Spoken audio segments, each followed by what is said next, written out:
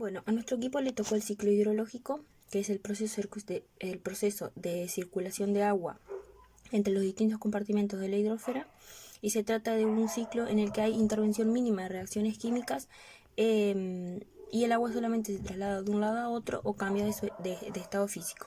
Es por eso que difiere de los demás ciclos biogeoquímicos, ya que por eso mismo se caracterizan esos ciclos, que es por la serie de reacciones químicas que suceden durante el mismo. Este es un ciclo hidrológico por las mínimas reacciones químicas que presenta. Es, porque además el agua no se utiliza en la síntesis de nuevas moléculas.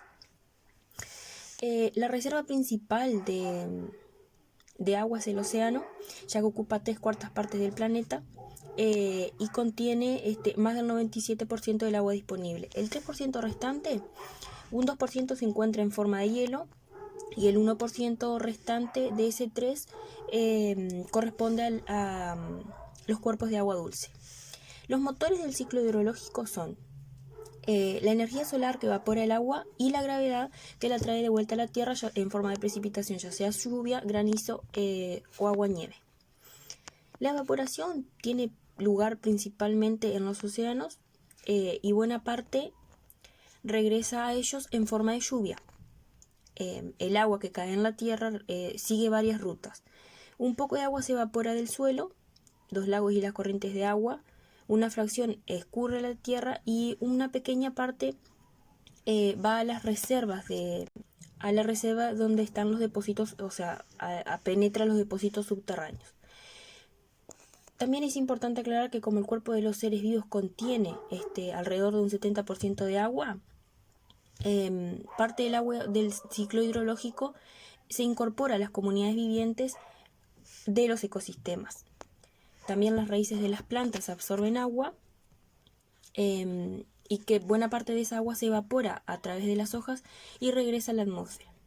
Una pequeña cantidad de esa agua que se evapora a través de las hojas se combina con dióxido de carbono durante la fotosíntesis para formar moléculas de alta energía. Y tarde o temprano esas moléculas de alta energía se descomponen durante la respiración celular y el agua liberada regresa al ambiente. Bien, el ciclo hidrológico entonces está conformado por diferentes procesos, de los cuales yo voy a enumerar y desarrollar 3 brevemente. El primer proceso del que voy a hablar es de la evaporación, que por definición es el proceso por el cual el agua pasa dentro del ciclo hidrológico de estado líquido a gaseoso. Para que se dé la evaporación en la naturaleza tiene que haber algunos factores. Primero y principal, tiene que haber agua disponible, y no menos importante, tiene que haber una coherencia entre la relación de la humedad atmosférica y la de el área, la superficie a evaporar. Habiendo dicho esto, a modo de ejemplo, si hay un 100% de humedad atmosférica relativa, no hay forma de que haya evaporación. Dentro de la evaporación, además, se puede decir que es un proceso que necesita y requiere de muchísimo gasto de energía. Además de eso, se puede hablar de la transpiración, porque cabe destacar que cuando hablamos de evaporación no estamos hablando de la evaporación que se da solamente en grandes masas de agua, por ejemplo océanos, sino que se va a dar en todos los lugares donde haya agua disponible. Es decir, en ríos, lagos, arroyos, lagunas, océano, mar, en, en los animales, o en seres vivos, en realidad, mejor dicho. Por ejemplo, un buen ejemplo de esto es la transpiración de las plantas. Una vez que las plantas sacan hacia afuera el agua, se da la evaporación de esa agua también. Es decir, hay fuentes que hablan em, de la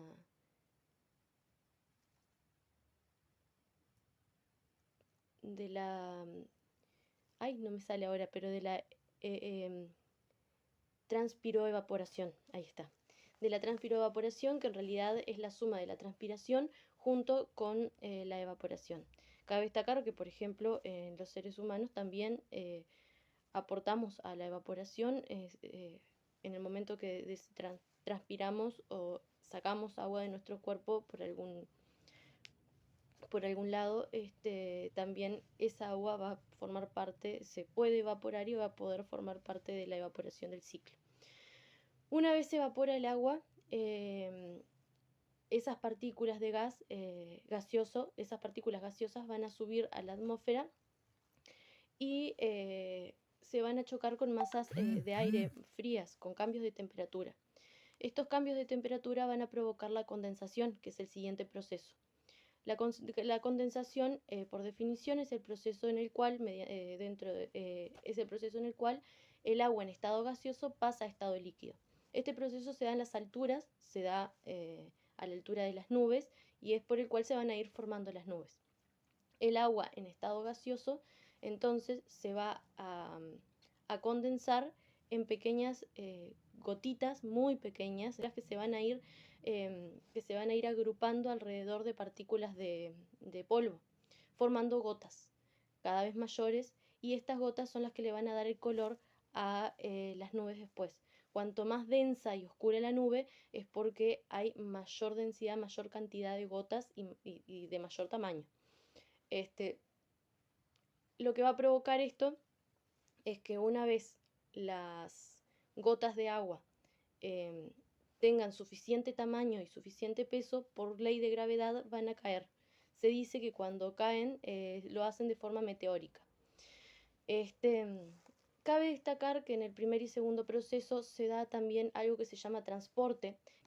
El transporte, entonces, que Agustina va a desarrollar más adelante, va a permitir que principalmente el agua que se evapora en un mismo lugar no quede en ese mismo lugar, y si por el contrario se transporte y se mueva a lo largo de todo el planeta. De esta manera el agua se va a distribuir de maneras diferentes. Bien, ahora una vez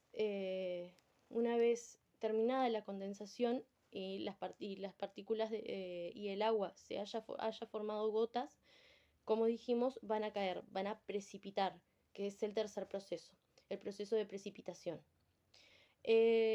Las precipitaciones se pueden dar de diferentes maneras y se van a dar, no hablamos solamente de agua.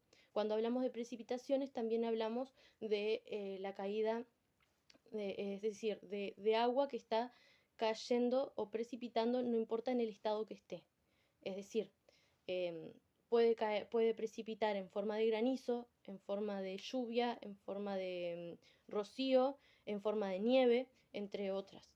Esto va a depender también de las temperaturas y los choques de masas que se van a dar en diferentes lugares. Dependiendo de otros factores, como se decía, de la temperatura y los choques de masa, es que se va a saber qué tipo de precipitación va a haber. Bien, las precipitaciones entonces son la forma en que el agua vuelve hacia nosotros, hacia la Tierra, y para que se dé la precipitación es sumamente importante la saturación de las partículas atmosféricas. Es decir, es muy importante la saturación de, ¿cómo es esto? Del vapor de agua que está en el ambiente. Entonces, hay diferentes formas de saturación que van a dar como resultado las precipitaciones y la relación entre la saturación y la condensación. Es decir, está la saturación y la condensación isobárica, que es a presión constante, la saturación y la condensación por presión adiabática y la saturación y la condensación por presión de vapor de agua. Y por último está la saturación por mezcla y turbulencia. Existen diferentes tipos de precipitación: la precipitación convectiva, la orográfica y la precipitación frontal. La precipitación convectiva resulta de una subida de las masas de aire en la atmósfera. Se asocian a los cúmulos y los cumulonimbus en desarrollo vertical significativo y son generados así por el proceso de Bergeron.